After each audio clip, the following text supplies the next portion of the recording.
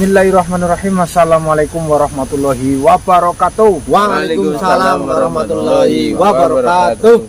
Selamat malam teman-teman, kembali lagi bersama kami di tim Kartaji warna miring golek mede. Baiklah teman-teman, pada malam hari ini kita kembali explore ya. Dan alhamdulillah Ki Wangsa sudah sembuh. Tinggal matanya itu. Matanya kena tamparan. Berarti kemarin kesambet anak buahnya Pak Sosok Ya. Tapi ya sudah bisa ditangani ya. Alhamdulillah. Syukur alhamdulillah. Katanya pulang ke rumah langsung pusing, mual-mual. Iya. Kerokan gambar belarak, tato belarak. Ada yang nggak tahu belarak sih apa sih? Nah, itu daun kelapa itu yang garis-garis. Jadi seperti itu ya teman-teman. Lika-liku perjalanan explore seperti itu ya. Memang ada efek-efek seperti itu kadang ya. Tapi alhamdulillah kami sudah komplit dan Kang Parno ini malam ini lagi ronda ya. Iya, lagi ronda, jadi Kang Parno tidak ikut ya. Libur. Dan saya ditemani Ki Wangsa, Kijung Ramanto dan Kang Dita. Dan kita sudah kemarin menyelesaikan misi kita di Mukilaya. Alhamdulillah, wejangan yang sangat luar biasa dari Syekh Abdul Mukti ya. Terus ini kita melanjutkan perjalanan selanjutnya. Mudah-mudahan dalam perjalanan kali ini kita selalu dilindungi oleh Allah Subhanahu wa taala dan tidak henti-hentinya kita memohon kepada Allah, karena tidak lain dan tidak bukan, apapun permasalahannya, apapun keluhannya, kesulitan apapun, kita hanya bersandar kepada Allah Subhanahu wa taala.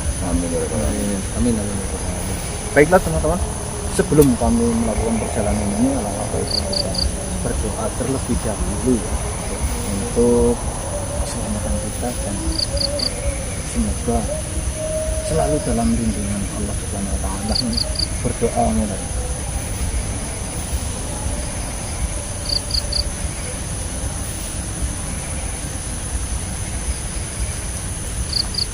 Oh ya teman-teman, ini kita nggak pakai jaket karena di sini suhunya cukup lumayan panas ya. Jadi saya cuma bawa kaos dan jaketnya tak taruh di belakang, karena kalau begitu pakai jaket keringat langsung keluar ya Bi ya. Jaketnya dibawa kayak apa sih Pak? Jaketnya itu ditaruh di tas, jaket kulit. Nih, tas. Baiklah, yuk kita berangkat. Bismillah. Bumi Barangit. Kartaji Tim.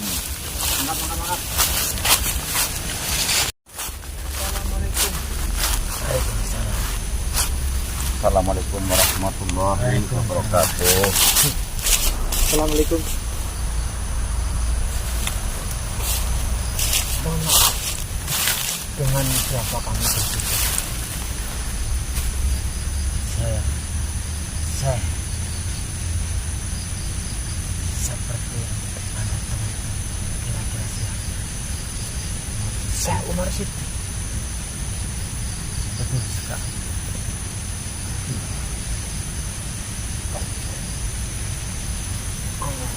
Mohon maaf. Ada apakah gerangan saya menyambut kami di negeri Siamat ini? Sebelum ke situ, saya mau mempertanyakan beberapa hal kepada kalian tentang perjalanan kalian menuju ke situ. Apa saja yang telah mengganggu kalian? Di perjalanan kami memang banyak sekali halangan, rintangan yang kami hadapi. dan terutama ini dari pasukannya Barca. Menurut dari berita-berita yang terdengar, anak iblis Barca ini menyebarkan anak buah dari berbagai negeri ke berbagai negeri, yaitu negeri yang terutama negeri pesantren, negeri muslim. Dan ini apakah iblis Barca tidak henti-hentinya berbuat seperti itu ya? Sebenarnya itu iblis yang mengaku-ngaku sebagai Barseso. Karena Barseso yang sesungguhnya itu adalah seorang manusia. Dahulu kala ada seorang manusia yang alim bilang dia taat beribadah sampai lama sekitar 46 tahun dia beribadah kepada Allah sehingga para setan itu bingung untuk bagaimana cara merayunya. Yang pertama, para setan merayunya dengan iming-iming, membisikkan bahwasanya sudahlah berhenti kamu beribadah. Setan itu mengaku sebagai Tuhan, tetapi Barseso itu yang ahli ulama tidak terkecoh oleh rujukan.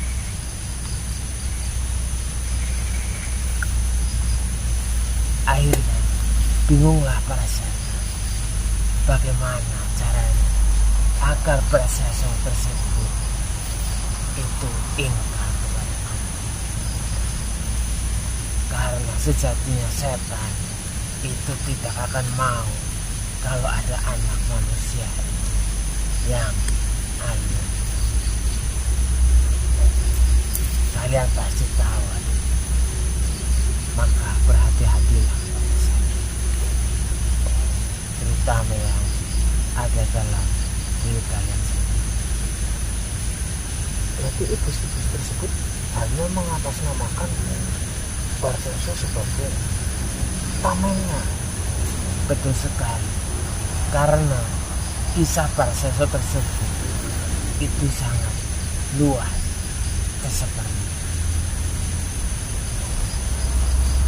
Yang kedua kalinya para setan itu menampakkan dirinya di belakang Barseso sebagai orang yang alim.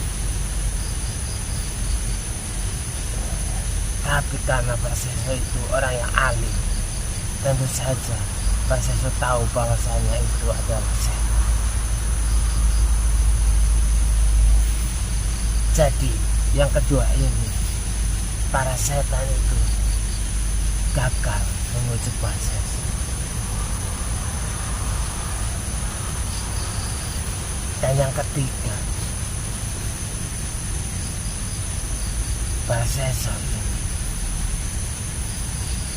diberi seperti kekuatan penyembuhan.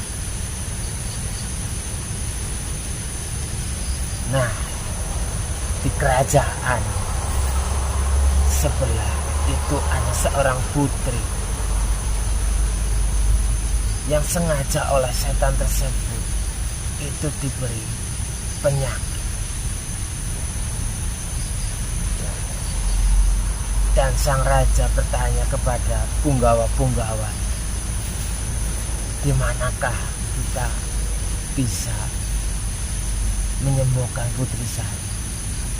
Para setan tersebut menunjukkan kepada pengawan-pengawan tersebut untuk menyuruhnya pergi ke Barseso. Dan akhirnya putri tersebut dibawalah ke kuil Barseso. Itu ceritanya. Singkat cerita, raja itu membangun kuil di sebelahnya Praseso. Entah beberapa hari, karena setan yang masih penyakit itu Praseso menyembuhkannya. Tapi Praseso mendapatkan bisikan setan bahwasanya Praseso harus menyetubuh perempuan tersebut agar perempuan tersebut itu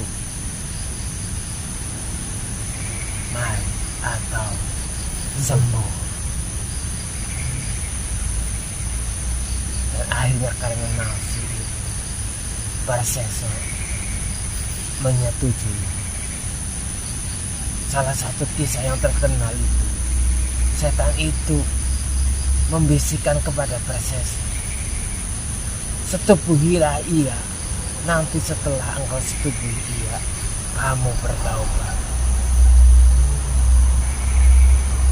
Terus Praseso berpikir, betul juga. Di situ setan sudah mulai senang, karena satu langkah Praseso sudah mulai terbujuk rayuan setan. Akhirnya Praseso itu menyetubuh sang putri.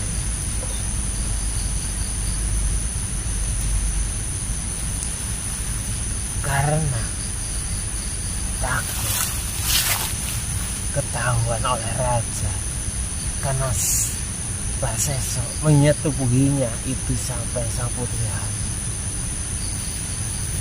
Dan akhirnya setan pun membisikkan lagi, menyuruh Praseso untuk membunuhnya. Apakah Praseso mau? Praseso tentu saja dengan ketakutan, takut kepada raja, kepada semua masyarakat, jadi mau dia membunuh putrinya. Setan mengasih jalan keluar, bunuh saja putri. Nanti kamu bilang bahwasanya putri tersebut itu telah diculik oleh Palalananmu. Makanya Praseso setuju. Dibunuhlah putri. Setan memerintahkan agar Praseso memakamkan putri tersebut di belakang kuil.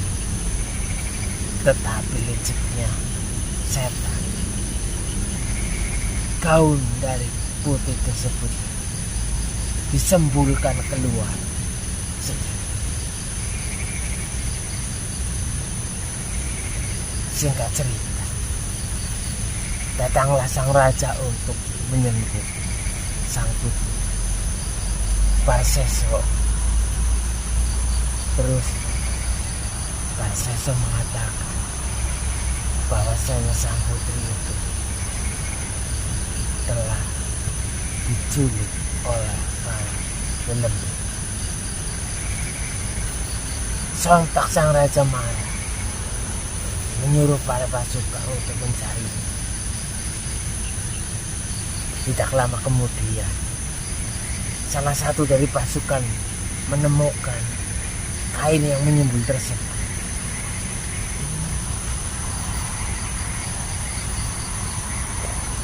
Nah, kain tersebut akhirnya digalilah.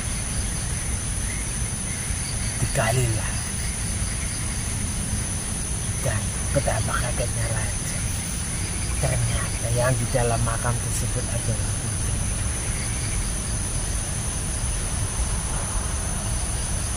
Praseso diberi hukuman panjang. Di akhir hayat, setan mengakhiri lagi. Bersujudlah kepadaku, nanti akan aku selamatkan kau. dengan pikiran yang pendek, Parseso akhirnya mau sujud kepada saya. Setelah sujud, setan tersebut tertawa terbahak-bahak sambil mengucapkan, "Itu perbuatanmu, Parseso. Kamu telah lalai. Aku takut kepada Tuhan Yang Maha Esa. Hanya saja tugasku untuk menggodamu. Tapi saya di akhir hayatmu, kamu telah menyembah. Berarti kamu telah menyekutukan Tuhan." Begitulah singkat cerita. Tapi Parseso mati dalam keadaan kafir. Dalam keadaan kafir. Astagfirullahaladzim. Itu karena wanita. Itu singkat cerita. Sedangkan sekarang yang mengaku-ngaku sebagai Parseso adalah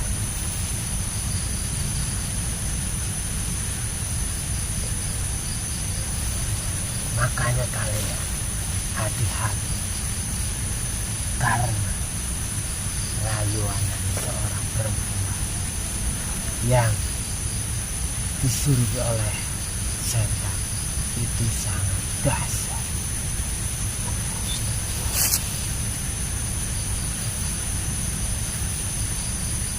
Kita harus berhati-hati. Iya. Makanya di setiap kesempatan harus kalian sadar dan terus mengingat Allah Subhanahu wa Ta'ala agar tidak terjadi seperti Parseso. Apalagi kamu berkaca, kamu diberikan ilmu oleh Tuhan untuk menolong yang manusia. Tapi saya itu sangat menyayangkan manusia zaman sekarang. Manusia zaman sekarang itu sudah tidak percaya lagi yang namanya wasilah. Bukankah begitu? Contohnya seperti apa sih? Misalkan batu itu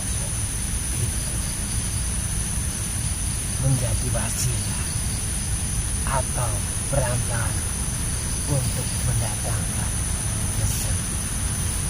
Itu anak zaman sekarang sudah tidak percaya.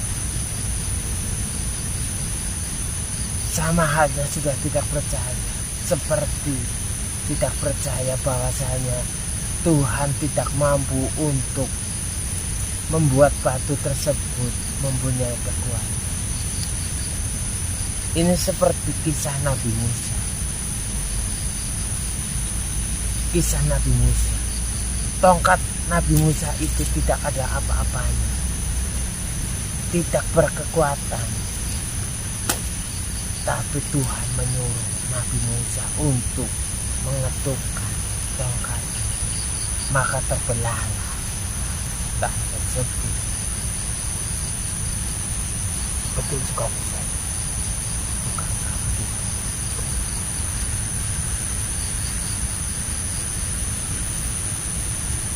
Lalu apa yang mau kalian tanyakan? Saya mau bertanyakan satu hal itu saja. Kamu diamanai oleh sahabat untuk menyelamatkan 7 bidadari. Nah, ini masih ada 4 bidadari yang belum kami selamatkan. Apakah ini suatu cobaan dari iblis Parseso atau memang itu benar-benar murni kita untuk mengamankannya? Kalau yang berbicara sahabat saya itu pasti dia percaya padamu untuk mengamankan. Kami khawatir sekali. Kami tidak amanah akan hal ini. Sebelumnya apakah kalian sudah menemukan? Sudah, ada 3 yang sudah ikut kami. Itu kita dalam bentuk apa? Dalam bentuk batu merah. Mereka menyebutnya merah beling.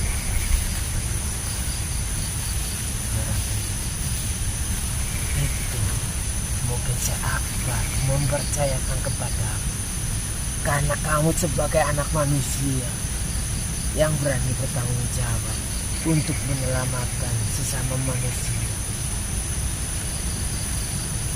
Kalau ada yang membutuhkan bantuan, berarti Syekh Akbar sudah mempercayakan kepada. Jika ada seseorang dalam kesulitan yang membutuhkan hal atau benda tersebut, kasih saja. Dengan syarat kamu merelakan.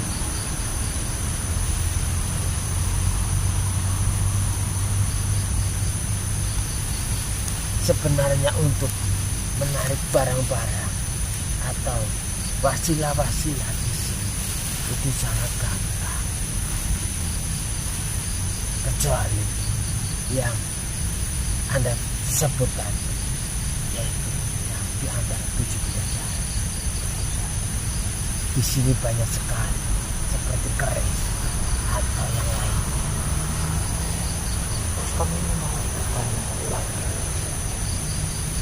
Seperti halnya kata pada umumnya manusia, apalagi di kalangan umat muslim. Ini seringkali mengkait-kaitkan benda tersebut sebagai sarana kemusyrikan. Di manakah letak kemusyrikan itu, Syekh? Kami masih bertanya-tanya akan hal itu. Memang tipis sekali. Makanya kamu sebagai manusia harus menjelaskan kepada manusia lain tempat kemusyrikannya, yaitu bila manusia tersebut itu mempercayai bahwasanya misal batu tersebut mempunyai kekuatan sendiri, itu termasuk musyrik. Tapi jikalau manusia tersebut mempercayai bahwasanya tidak ada kekuatan lain selain kekuatan Allah, hanya saja Allah Subhanahu wa Ta'ala tersebut mempercikan sedikit kekuatannya ke dalam batu.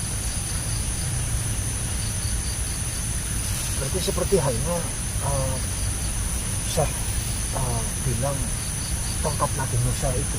Betul sekali. Tongkat Nabi Musa tidak ada apa-apa, kecuali yang ada adalah kekuatan dari Allah Subhanahu wa Ta'ala. Yang penting jangan sampai menyembah kepada batu atau keris atau apa. Soalnya tempat kemusyrikan itu di hati, bukan di barang, bukan di kuburan atau di mana. Betul sekali. Bila hati tersebut sudah mempercayai bahwasanya batu bisa mendatangkan kebaikan atau kebaikan, itu sudah tergolong batu tersebut hanya wasilah atau alat.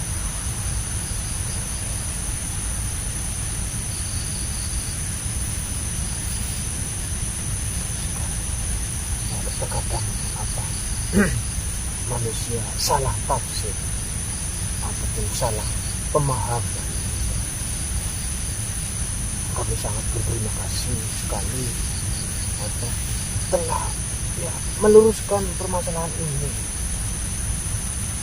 Dan satu pesanku, janganlah jadi manusia yang sombong.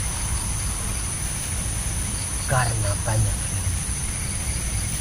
kadang-kadang orang yang berilmu itu yang sangat rentan sekali dengan sombong. Betul sekali saya.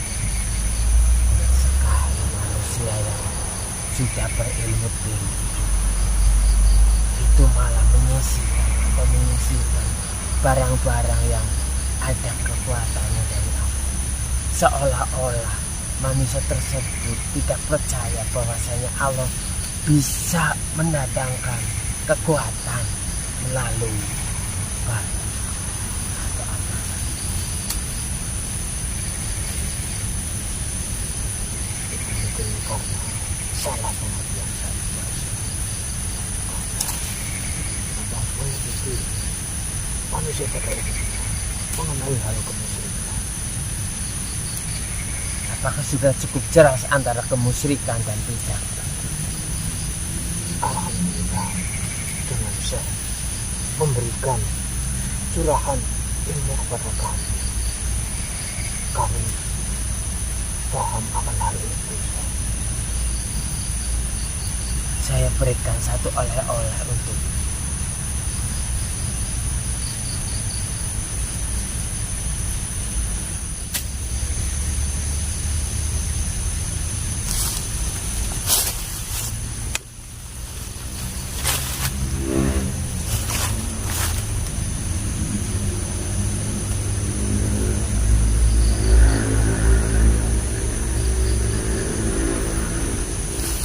batu merah delima. Batu merah delima.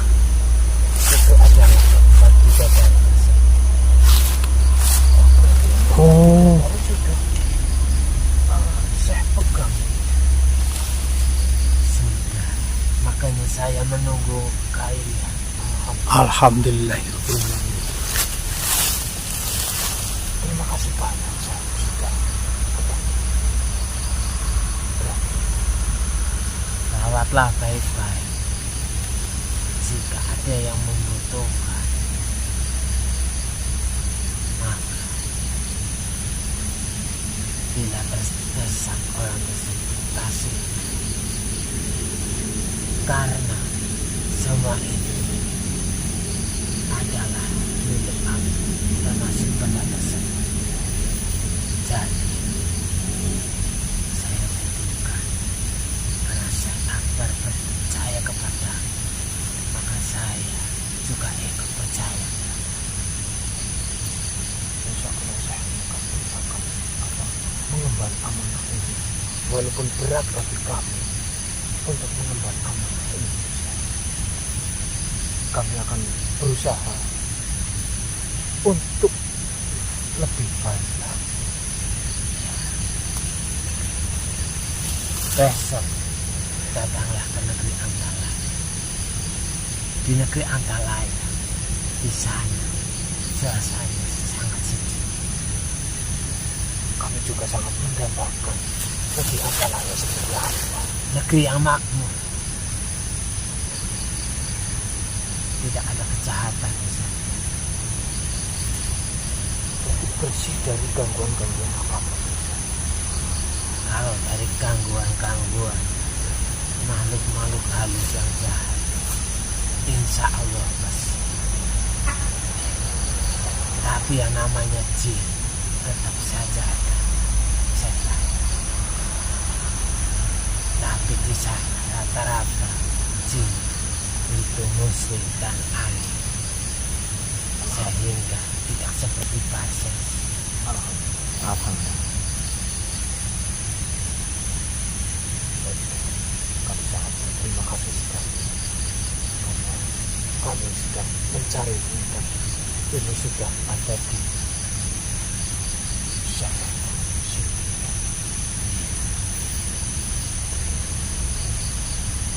Sudah saya mau pamit. Assalamualaikum. Waalaikumsalam warahmatullahi wabarakatuh.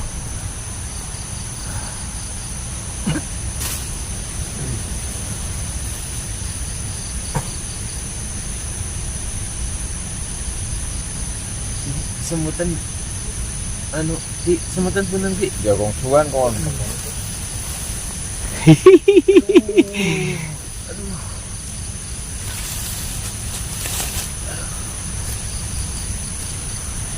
Anu siapa sih ini Syekh Umar sih Syekh Umar Siddiq. Dan alhamdulillah Iya, Mbah. sedang kita carikan 4 bidadari, Iya, Mbah. dan 4 bidadari itu sudah dipegang oleh Syekh Umar Siddiq dan sudah diamankan oleh Syekh Umar Siddiq. Iya.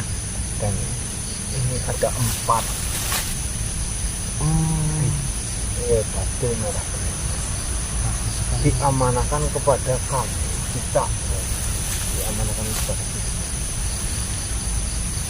Nah, lebih baik saya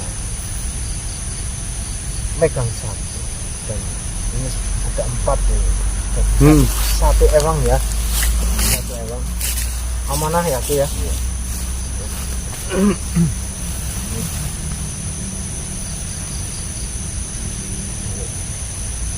Dewi Setiori ini Dewi Setiori ini Simpan.